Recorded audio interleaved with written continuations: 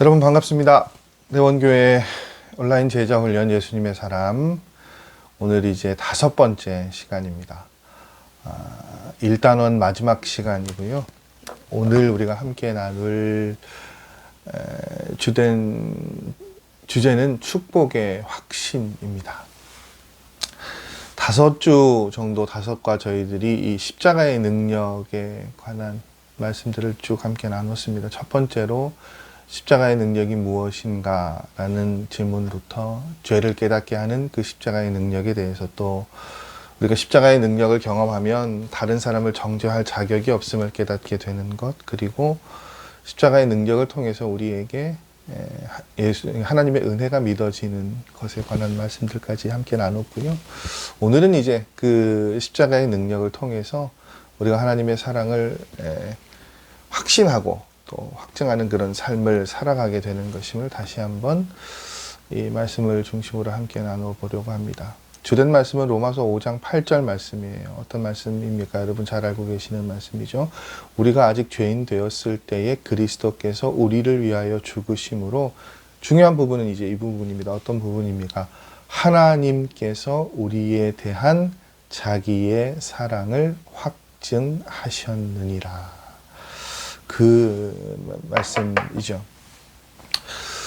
우리가 그 신앙생활을 하면서 또 그 십자가의 은혜와 능력을 경험한 사람이라면 사실은 우리 안에 어떤 그 고백들, 또 어떤 그 삶의 태도들이 일어나야 하는가 하면, 하나님의 말씀을 보면 조금 그런 표현들이 있잖아요. 상황이나 환경을 넘어서서 우리를 사랑하시는 그 하나님의 사랑을 우리가 늘 기억하고 이겨낼 수 있는 그런 삶을 하나님께서는 원하고 기대하십니다.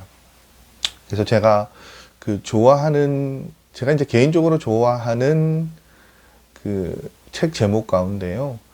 이 목사님, 제가 이 홍정길 목사님이시라고, 저희 교회 이름이 생각이 안 나는데 지금 이제 그 원로 목사님이신데, 그 홍정길 목사님께서 쓰신 그 빌립보서 강해서의 제목이, 제가 몇 번 설교 때도 언급해 드렸습니다만, 상황을 뛰어넘는 기쁨이라는 책이 있어요.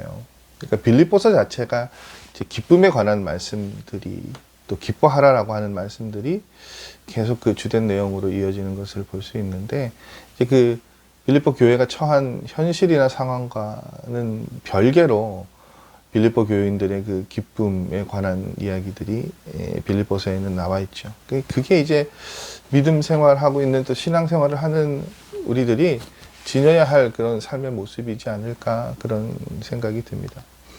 그런데 이제 대부분 신앙생활을 하는 우리들도요, 이제 그 하나님의 사랑과 은혜를 어떨 때 우리가 표현하고 감사하고 고백합니까? 우리의 모든 상황들에서 좀 좋은 일들이 있을 때. 그래서 정말 좋은 일들이 있으면 우리가 어떻게 얘기합니까?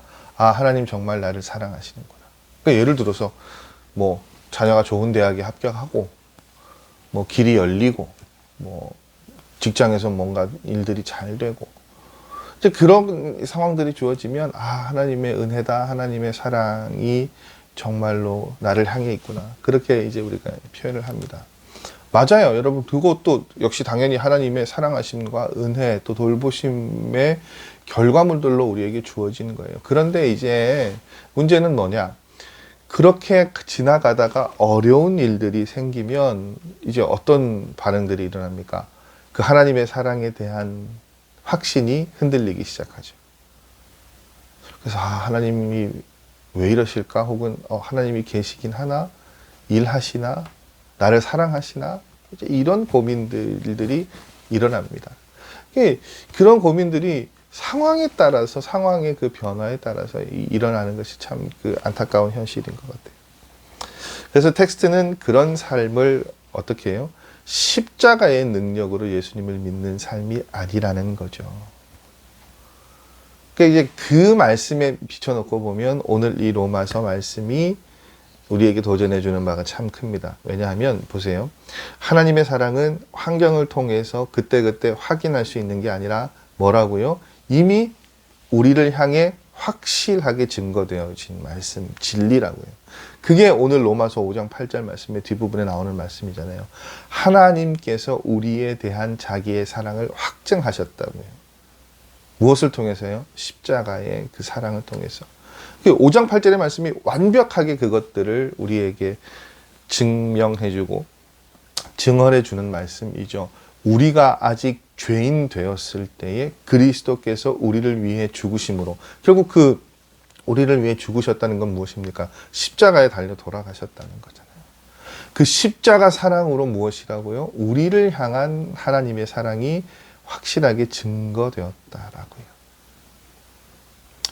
그러한 그 마음과 그러한 믿음, 그 하나님의 그 십자가 사랑을 통해서 하나님의 사랑을 확신하고 살았던 그 많은 믿음의 선조들의 이야기들 가운데 이 텍스트는 초대교회의 그 성도들에 관한 이야기들을 로마서 이제 그 8장의 말씀을 통해서 우리에게 건네고 있습니다. 잘 알고 계시는 것처럼 여러분, 초대교회는요, 굉장히 그 어려운 시기를 지나가게 됐죠. 박해가 있었고, 그래서 흩어지게 되고, 도망다니게 되고, 생명의 위협을 경험하게 되고, 그래서 지하로 들어가게 되고, 뭐 여러 가지 굉장히 어려운 상황들이 일어났는데, 그래서 그때 당시에 초대교회 성도들의 그런 그 형편들을요, 텍스트를 보면 그렇게 표현하고 있습니다. 도살당할 양같이 불안한 처지였다라고요. 실제로 그렇죠. 우리가 성지순례를 가봐도요, 뭐 여러 가지 그 공동체들에 관한 이야기들이, 그 공동체 카타콤 뭐 쭉 그런 그 상황들을 살펴보면 그 굉장히 절체절명의 시간들을 초대교회 성도들이 살았던 것 같아요. 이제 그렇게 해서 지하로 스며들게 되고 숨게 되고 뭐 그런 일들이 굉장히 비일비재했던 그런 그 일들이 있었던 것을 봅니다. 제가 그 세례교육 할 때마다 늘 이제 말씀을 드리는데, 예전에 그 우리 그 초대교회의 역사들, 교회의 역사들을 살펴보면 그때 당시에는 세례를 받는 것이, 또 세례자로 살아간다는 것이 가지고 있는 무게나 의미가 굉장히 무거웠던 것을 봅니다. 실제로 세례 교육을 받았다는 이유로 죽임을 당하기도 했고요. 그리스도인이라는 이유로 죽음을 당하기도 하는 그런 그 상황들이 펼쳐졌던 것 같아요. 여러분, 이게 참 쉽지 않은 일이잖아요. 다른 것이 아니라 내가 하나님을 믿는 사람이기 때문에, 믿음을 고백하는 사람이기 때문에 죽음을 당한다는 거, 이 굉장히 불안하고 굉장히 무섭고 두려운 일입니다. 그러니까 역으로 말씀드리면, 이 사람들이 하나님을 내가 믿지 않습니다 라고만 이야기하면 어떻게 돼요? 살 수도 있는 상황이에요. 굉장히 암울하고 두려운 상황이죠. 그런데 그 상황에, 그러한 환경 속에 있었던 초대교회 성도들이 어떤 고백을 했느냐. 로마서 8장 37절의 말씀을 보면 이런 말씀, 이런 고백들로 나아가는 걸 봅니다. 어떤 고백입니까? 그러나 이 모든 일에 우리를 사랑하시는 이로 말미암아 우리가 넉넉히 이기느니라. 아멘이시죠. 모든 일어나는 일에 어떤 일이든지 넉넉히 이길 수 있다라고 고백하고 있어요. 그런데 그 모든 일과 그 모든 일을 넉넉히 이기는 것 사이에 그것을 가능하게 하는 이유가 뭐라고 이야기합니까? 우리를 사랑하시는 이로 말미암아 우리가 넉넉히 이기느니라. 결국 이 고백은 어디서부터 기인한 겁니까? 우리를 향한 그 예수 그리스도의 십자가 사랑을 이들은 알고 있었던 거예요. 그 우리를 향한 하나님의 사랑, 또 우리를 향한 변함없으신 그 놀라우신 하나님의 사랑이 무엇을 통해서 표현되어지고 나타지느냐, 이제 십자가라고 말씀하고 있죠. 그 사랑 안에 거하기 때문에, 거할 수 있기 때문에 이들은 어떤 때라도 어떤 상황이라도 어떻게 해요? 넉넉히 이길 수 있다라고요. 그 사랑이 우리를 새롭게 한다라는 그런 그 찬양의 가사들도 있잖아요. 정말로 그 하나님의 사랑이 때로는 연약한 우리를 강하게 만들 수도 있고요.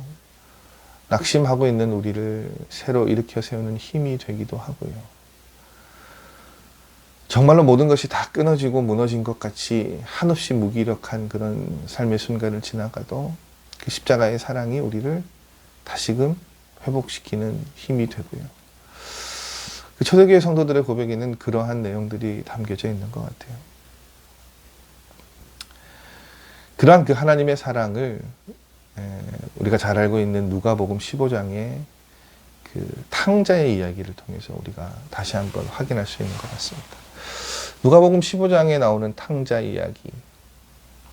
거기 이제 그 텍스트에 그런 질문이 있죠, 여러분.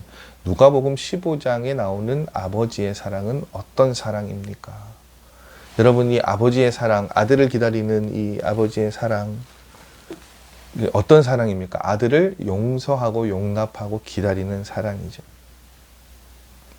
탕자 이야기는 뭐 워낙 잘 아시는 이야기니까요. 이제 텍스트에는 조금 이제 특별한 표현들이 있어서 그것만 좀 소개를 시켜드리자면, 탕자 이야기라고 불리는 이 이야기 가운데 아들이 이제 이 이야기의 시작은요.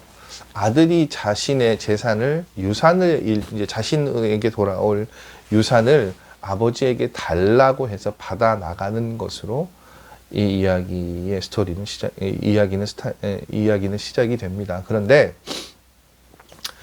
뭐 별다른 그런 뭐 아버지의 재산을 요구하는 것이 좀 성급하다라는 생각이 있기도 하고 뭐 그 정도의 무게로 저는 이 말씀이 다가와지고 읽혀졌는데, 텍스트를 보면 그 아버지가 돌아가시기 전에 여전히 건재해 있는데도 유산을 나눠 달라고 하는 건 그때 당시 유대인들의 시각으로 보면 그게 뭐라고요, 여러분? 굉장히 죄인이고 죄라고 그렇게 이야기를 합니다. 왜냐하면 아버지가 아직 살아있는데도 그거 유산을 달라고 하는 것은 그게 곧 어떤 의미를 지니고 있다는 겁니까?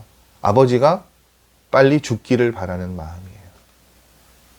만일 아들이 그런 이야기를 한다면 이제 아들은 괘씸죄가 적용이 되어지고 또 온전하지 못한 그런 그 요구를 했다고 해서 내쫓을 수도 있고 뭐 아들에게 죄를 물어도 전혀 문제가 되지 않는 그런 그 상황이었다고 해요.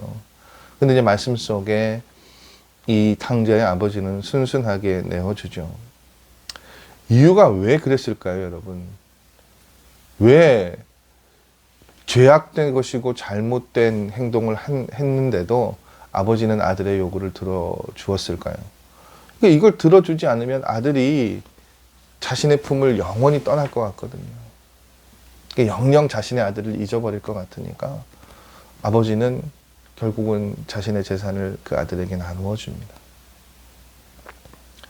그래서 이제 탕자의 이야기는 그 아들이 어떤 일들을 경험하게 되고 어떻게 회심하여서 어떻게 아버지에게 돌아오게 되었는지, 또 아버님은 어떻게 받아주시는지, 또 이제 뒤로 가면 또 큰 아들의 반응까지 뭐 여러 가지로 이 포커스를 맞춰서 볼 수 있는데, 이제 그 탕자 이야기니까 탕자의 초점을 맞춰서 우리가 이 이야기를 들여다볼 때가 많은데, 텍스트에서는 이제 아버지에게 초점을 맞추어서 보자고 이야기를 하는 것이죠. 그 아버지가 누구입니까? 하나님 아버지, 우리의 하나님 아버지이시고 아들은 우리일 때가 있죠. 그 아버지의 시각에서 이 상황들을 보면, 또 그 아버지의 상황들, 아버지의 행동들을 살펴보면 그 안에서 우리가 무엇을 발견하게 됩니까? 정말로 크고 놀라우신 우리를 향한 아버지의 사랑을 우리가 다시 한번 깨닫게 되고 확인할 수 있습니다. 그리고 이제 정말 핵심적인 내용은 그런 사랑이 있음을 알게 되고 깨닫게 되면 어떻게 해요? 정말로 돌이킬 수 있고 회개할 수 있다는 거예요. 그러니까 억지로 두려워서 막 하는 회개 말고요. 마음에서 우러나오는 회개가 가능하다는 거죠. 그것이 진정한 회개라는 거예요. 그렇죠, 여러분. 그 아들이 여러 가지 힘든 상황에 처해 있을 때 아버지 생각을 하죠. 아, 내가 여기서 왜 이렇게 죽어야 하나. 내 아버지 집에는 좋은 것이 많은데, 먹을 것이 많은데. 그런데 아들의 입장에서는 그 아버지에게 가는 일이 쉽지가 않잖아요. 그래서 어떻게 얘기합니까? 가서 아들은 자격이 없으니 종으로라도 살게 해달라고 아들이 그렇게 마음 먹고 아버지에게 갑니다. 그런데 그렇게 거지의 모습으로, 실패자의 모습으로 돌아온 아들을 아버지는 어떻게 합니까? 달려가서 끌어안죠. 냄새나고, 심정적으로도, 겉으로 보여지는 모습으로도 정말 어떻게 보면 괘씸한 아들이잖아요. 그런데 아버지는 그 아들을 기꺼이 맞아주고 안아주고 사랑을 베풀어 줍니다. 그 아버지가 그 모든 것들을 받아들이고 용서하는 그 순간 뭡니까? 아들의 고통스러운 모든 짐이 벗겨지게 된다는 것이죠. 여러분, 이것이요, 십자가의 능력이에요.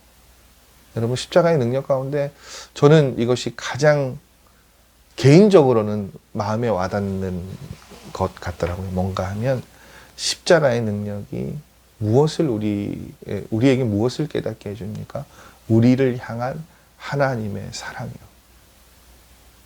어떤 상황에서든지 이미 하나님은 우리를 사랑하고 계신다는 것을 그 십자가의 능력을 통해서 깨닫게 되어진다는 거예요. 그리고 그걸 깨닫게 되면 정말로 뭐가 나옵니까? 억지로 하는 회개 말고요. 마음속에서 우러나오는 회개가 나온다는 것이죠. 변화되어질 수 있다는 거예요. 그러니까 십자가에 담긴 하나님의 사랑을 알게 되면 무엇에 대해서 깨닫게 되어지고 회개하게 되고 돌이키게 됩니까? 이전에 내가 하나님의 사랑이 왜 나를 향하지 않을까? 낙심하고 불평하고 원망하고 그래서 그냥 습관적으로만 신앙생활하고 말씀대로 살지 못하고 그 모든 것들이 어떻게 돼요? 부족했다는 것, 죄였다는 것을 깨닫게 되고 회개하게 된다는 것이죠. 무엇이요? 십자가의 능력이 그것들을 우리 가운데 깨닫게 해준다는 거예요. 그 이제 텍스트에 보면 한 목사의 이야기가 있죠. 이 부대 2대째 목사인데요. 이 아들 때문에 아들이 너무 속 썩이고 힘들게 하니까 이 아버지 목사님이 아들 때문에 목회를 못했어요. 그래서 아들 때문에 미국으로 이민을 갔습니다. 그러니까 여러분, 이게 이해가 되세요? 아들 때문에 목회를 못해서 미국으로 이민을 가서 목회를 한다는 거. 선뜻 이해가 안 되시죠? 근데 저는 이해가 됩니다.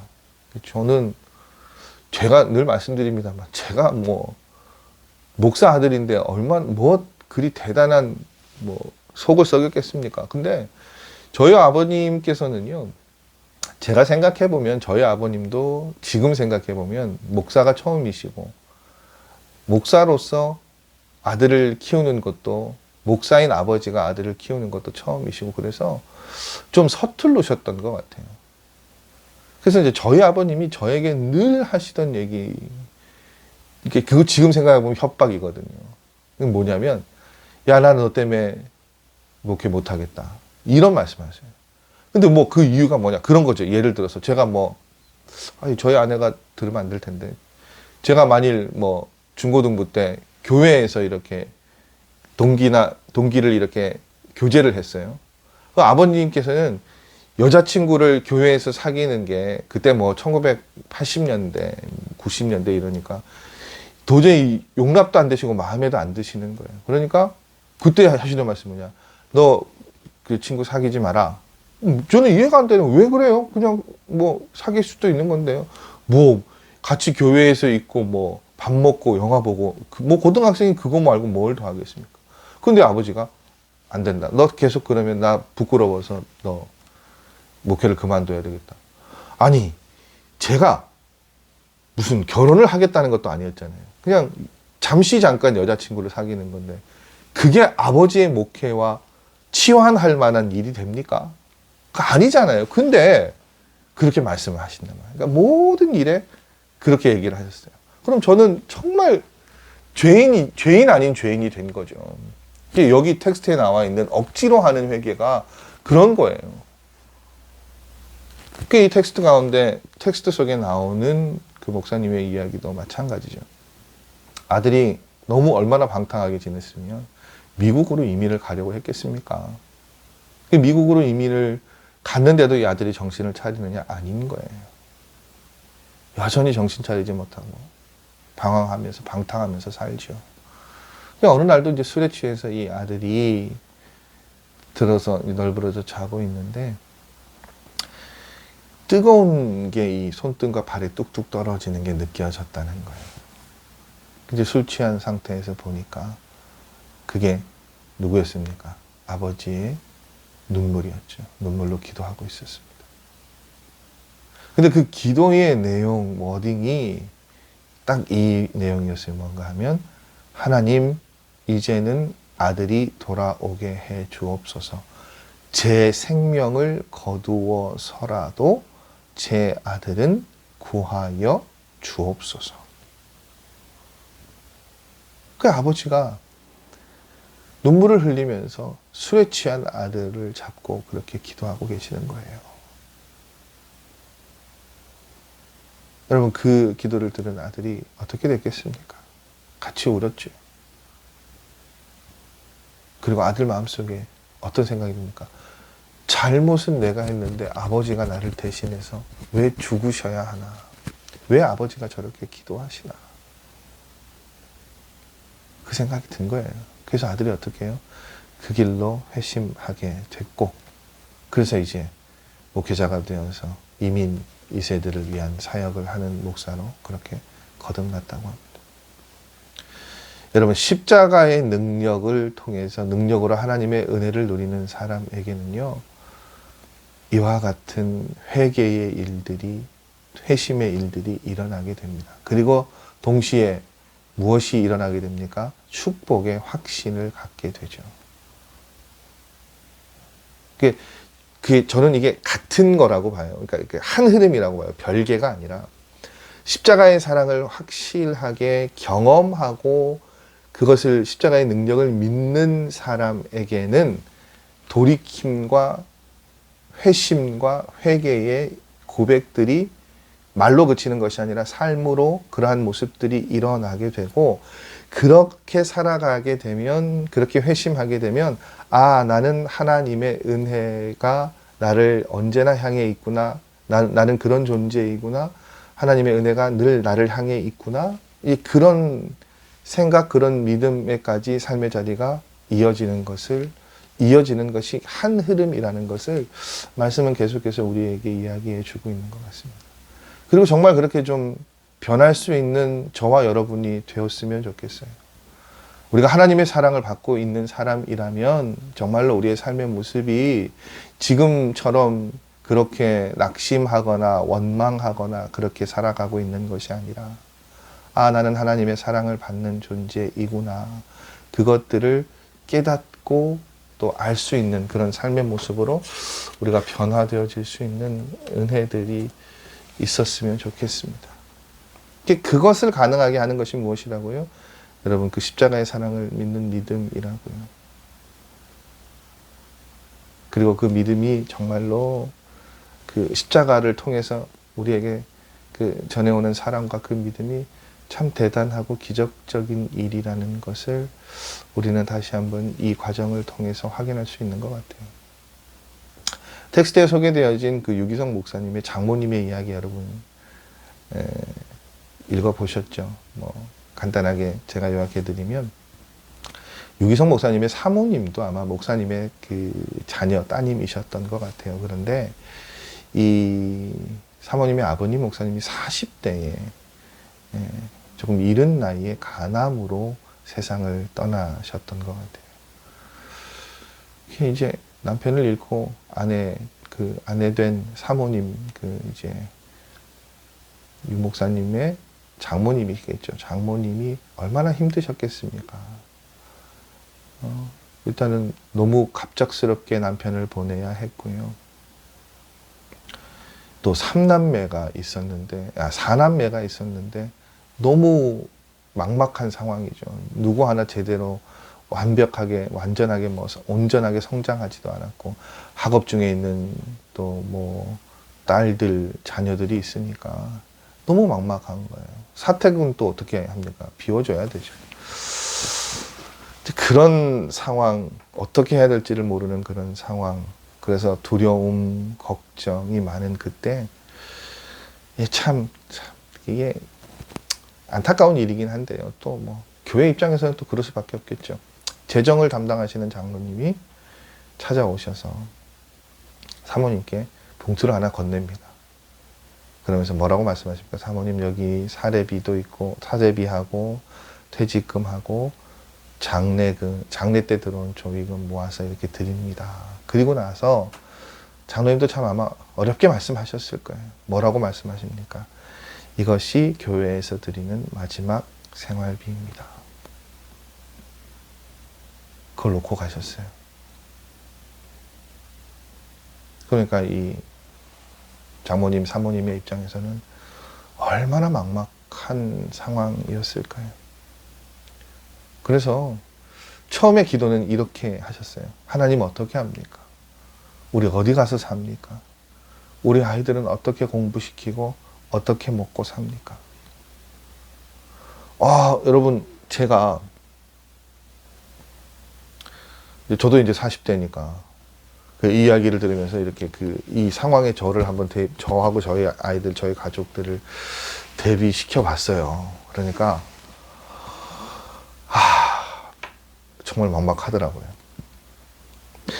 저희 처가 어른들이 굉장히 경북의 시골 산골에 사세요. 산골에 사시는데 저희 처가 댁도 그렇게 넉넉한 형편은 아닌데 평생 이렇게 수고하시고 일하셔서 시골에 집을 하나 이렇게 땅을 좀 사시고 집을 저희 이제 장인어른이 건축업을 하시니까 손수 크게 지으셨어요.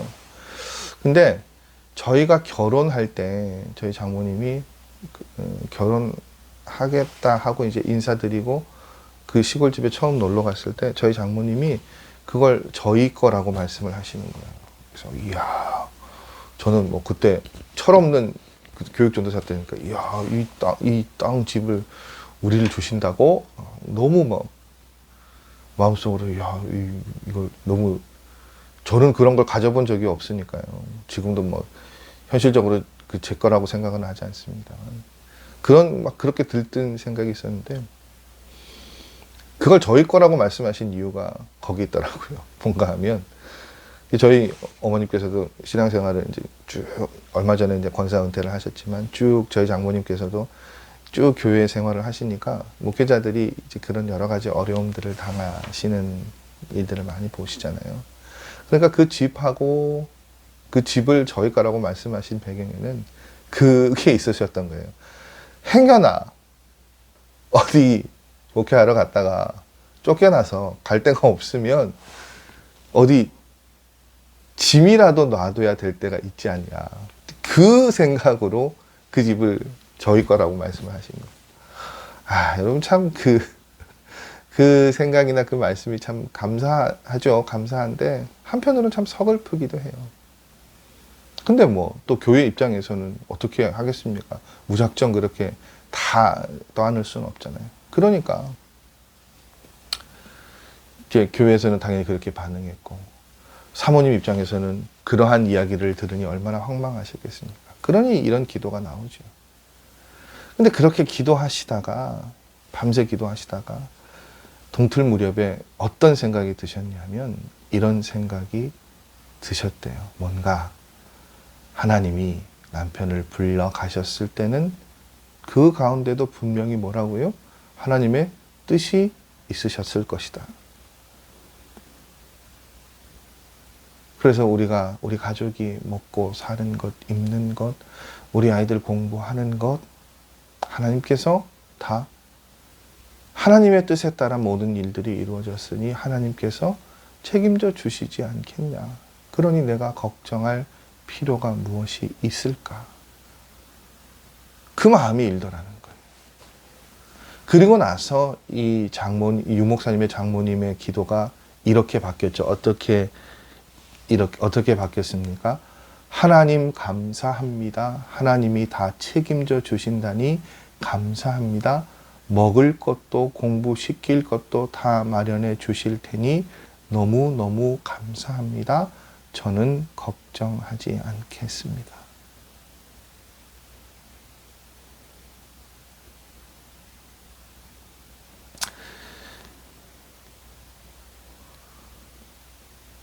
그렇게 기도를 하셨다고 해요. 참 놀라운 믿음이고 놀라운 고백이지 않습니까? 근데 그렇게 고백하고 나니까 사모님 시선에 뭐가 보였습니까? 그 장로님이 놓고 가신 봉투가 보였죠. 그걸 가지고 새벽 기도에 가셔서 그 봉투 열어보지도 않으시고요. 그냥 하나님께서 다 책임져 주실 것을 믿습니다 하고 믿음으로 그것들을 다 헌금을 하셨다고 합니다.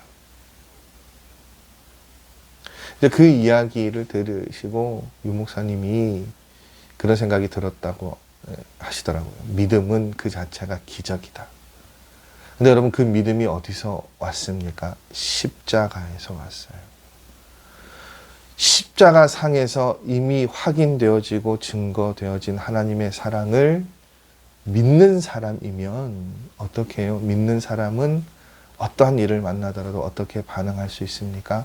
하나님의 사랑을 의심하지 않고 그 가운데 하나님의 뜻과 계획을 찾아낼 수 있고 어려움의 때가 되면 자신을 더 들여다볼 수 있고 그 안에 하나님의 일하심을 기대할 수 있는 하나님께서 복 주실 것을 믿는 그러한 일들이 일어나게 된다는 것이죠. 여러분 이 모든 것이 무엇을 통해 나왔다고요? 십자가를 통해서 나온 능력이라고요. 여러분 믿음을 가진 우리가 낙심하거나 열등감에 빠지거나 좌절에 빠지는 것은 상황이나 환경이 힘들기 때문이 아닙니다. 책은 뭐라고 이야기하는가 하면 여러분 우리가 낙심하거나 좌절하거나 원망하는 이유는요. 원망하는 원인은 무엇이냐? 하나님의 복 주심을 우리가 믿지 못하기 때문입니다. 그렇기 때문에 우리가 어떻게 해요? 그것을 믿지 못하니까 열등감에 빠져들고 좌절감에 빠져들게 되는 거예요. 여러분 이 5과의 축복의 확신을 그냥 이렇게 우리는 한 문장으로 표현할 수 있습니다. 어떻게 해요? 나는 가장 큰 복을 받은 사람이다. 상황이나 환경에 관계없이 하나님은 나를 사랑하신다. 여러분 이러한 고백들이 여러분 안에 있으세요? 여러분 그러한 고백들이 있는 사람이 어떤 사람이라고요? 예수님을 인격적으로 만난 사람이고 십자가의 능력을 아는 사람입니다. 마지막 예화는 이 예화죠. 어떤 전도사님이 도자기를 만드는 성도님 집에 신방을 갔다가 굉장히 예쁜 꽃병 2개를 보시고 감탄을 하신 거예요. 그래서 성도님 이건 얼마나 할까요? 이렇게 물어보셨는데 그 성도님의 대답은 전도사님 저건 파는 게 아니라고 이야기를 하셨대요. 그러면서 그 이유를 이렇게 말해줍니다. 뭐냐면 이분이 몇 해 전까지만 해도 술주정뱅이의 노름꾼이었대요. 그런데 친구의 권유로 교회에 집회에 참석을 하고 말씀을 그냥 듣고 집에 돌아오는데 쓰레기 더미에서 이 덩어리를 발견했죠. 아마 쓰레기 더미니까 필요 없어서 버린 흙이잖아요. 이제 이분이 그걸 가지고 와서 모형을 만들어서 구웠대요. 그래서 나온 그 결과물들이 그 꽃병 2개래요. 근데 이제 그것들을 보면서 이런 생각을 했다라는 거예요. 어떤 생각이냐면 내가 이런 일을 할 수 있다면 하나님께서도 나를 가지고 똑같은 일을 하실 수 있을 거예요. 무슨 이야기입니까? 쓰레기 더미에 있는 흙, 누군가에게는 필요 없어서 버린 흙인데 그걸 가지고 와서 자기가 예쁜 꽃병을 만든 것처럼요. 하나님께서는 우리를 그렇게 만드실 수 있다는 거예요. 여러분, 그 생각이 들고 그 믿음이 들게 되면 어떻게 됩니까? 하나님께 나의 모든 것들을 맡길 수 있죠. 그리고 하나님께서 우리의 삶을 빚어가시도록 내어드릴 수 있습니다. 그것이 여러분 십자가의 능력이라고 말씀드릴 수 있을 것 같아요. 여러분 기억하십시오. 하나님의 사랑은 환경을 통해서 확인할 수 있는 것 아닙니다. 이미 확증된 진리라고 이야기합니다. 그리고 십자가는 그 하나님의 사랑을 나타내는 분명한 증거입니다. 그래서 십자가의 능력은요, 복 주시는 하나님의 사랑을 확신하게 됩니다. 그리고 우리가 그 축복의 믿음을 가질 때부터요, 그 믿음은 능력이 되고 기적이 됩니다. 두려움도 사라지게 되고 염려도 사라지게 됩니다. 그리고 그 믿음을 통해서 무엇이 나옵니까? 진정한 감사가 나올 수 있습니다. 여러분, 우리가 그렇게 우리를 사랑하시는 하나님의 사랑을 늘 확신하고 붙잡고 살아가는 삶이 되었으면 좋겠습니다. 십자가의 능력을 통해서 그 확신들이 우리 안에 일어날 때 어떻게 해요? 진정한 회개가 일어나고 하나님께서 우리의 삶을 변화시키실 것이라는 담대한 고백들이 일어나게 되고, 그리고 우리의 삶은 변화되어지고 어떤 상황에서도 감사할 수 있는 감사의 사람이 될 수 있습니다. 여러분, 우리가 예수님의 사람 첫 번째 1단원 5과를 이제 함께하고 마무리했습니다. 십자가의 능력이라는 그 타이틀을 가지고 우리가 5과의 총 내용들을 나눴는데요. 이건 제가 이스라엘에 그 성지순례를 갔을 때 사왔던 십자가입니다.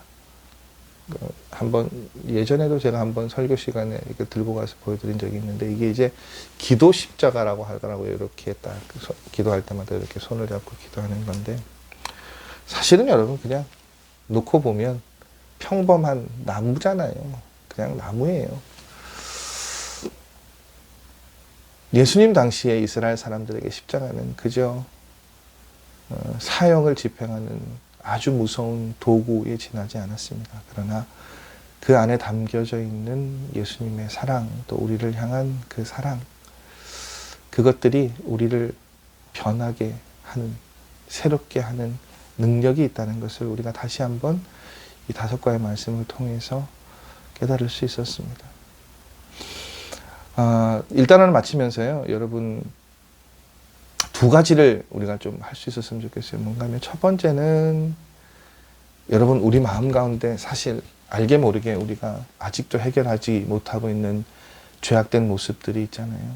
여러분 그것들을 이 십자가 앞에 꺼내놓고 또 그 모든 것들이 해결되어질 수 있고 해결되어졌음을 다시 한번 확인하실 수 있는 시간들 되셨으면 좋겠습니다. 그리고 중요한 것은요, 우리가 많은 이 5과의 이야기들을 나누면서 또 죄에 관한 이야기들도 참 많이 했습니다만, 결국 여러분 이 십자가의 능력이 강조하는 것은 우리를 향한 하나님의 사랑이에요. 그 사랑이 우리를 변화시키고 새롭게 하고 또 하나님 앞에 나아갈 수 있는 존재들로 그렇게 이끄신다는 것을 여러분 기억하시고, 그 십자가의 능력을 다시 한번 확인하시고 그 능력 가운데, 그 사랑 가운데 거하시는 삶의 걸음들을 꿈꾸시고 또 새로운 한 주간 그렇게 살아가실 수 있는 여러분들 되셨으면 좋겠습니다. 다음 주부터 5과는 이제 2번째 단원, 내 안에 계신 예수 그리스도라는 단원으로 저희들이 총 또 5개의 주제를 가지고 말씀을 나누려고 하고요. 첫 번째 1과는 나도 너희 안에 거하리라 라는 제목 주제로 또 우리가 말씀을 함께 공부하고 나누려고 합니다. 첫 번째 단원 5주였습니다. 좌충우돌하고, 그죠? 여러 가지로 부족한 부분들이 많아서 좀 보시기에도 또 들으시기에도 조금 어렵고 힘든 부분들이 있으셨을 텐데, 이제 이 단원 시작하면서는 조금 더 많이 나아진 모습들로 이 모든 그 과정들이 좀 진행되어졌으면 좋겠고, 여러분 지치시지 않으셨으면 좋겠습니다. 뭐 좀 지치실 수도 있어요. 이제 사람이 그 습관화 된다는 게 굉장히 무서운 것이요. 굉장히 익숙해지게 되면 새로울 것이 없으면 점점 어떻게 됩니까? 무뎌지기 마련이죠. 그래서 제가 고민을 하고 있습니다. 뭐 머리띠를 하고 나타날까, 뭐 별의별 생각들을 다 하고 있어요. 그냥 그런 장치적인 것을 통해서라도 여러분 좀 지치지 않고 계속해서 좀 말씀 나누시는 시간들 찾아보실 수 있도록 그렇게 노력하고 애쓰도록 할 테니까요. 여러분 쭉 아마 제가 대원교회에 있는 한 이 과정들은 계속해서 이어갈 겁니다. 그래서 이 온라인 제자 훈련은 이 과정이 마치면 또 다음 과정으로 또 다른 텍스트로 계속해서 그냥 우리 교회는 매주 목요일이 되면 우리 성경 공부하는 하나님의 말씀을 나누는 시간들이 업데이트 되는구나. 그렇게 그게 아주 자연스러워질 수 있도록 쉼 없이 계속 하려고 하는 예정이니까, 하려고 하는 그런 생각을 가지고 있으니까요. 여러분들께서도 힘을 주셔야 되고, 힘을 주셔야 제가 또 힘을 내서 할 수 있습니다. 많이 기도해 주시고, 또 적극적으로 참여해 주시면 감사하겠습니다.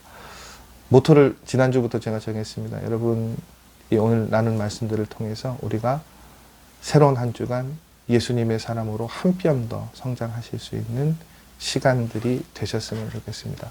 그렇게 한 뼘 더 성장하신 모습으로 다음 주에 다시 찾아뵙도록 하겠습니다. 수고하셨습니다. 다음 주에 뵙겠습니다.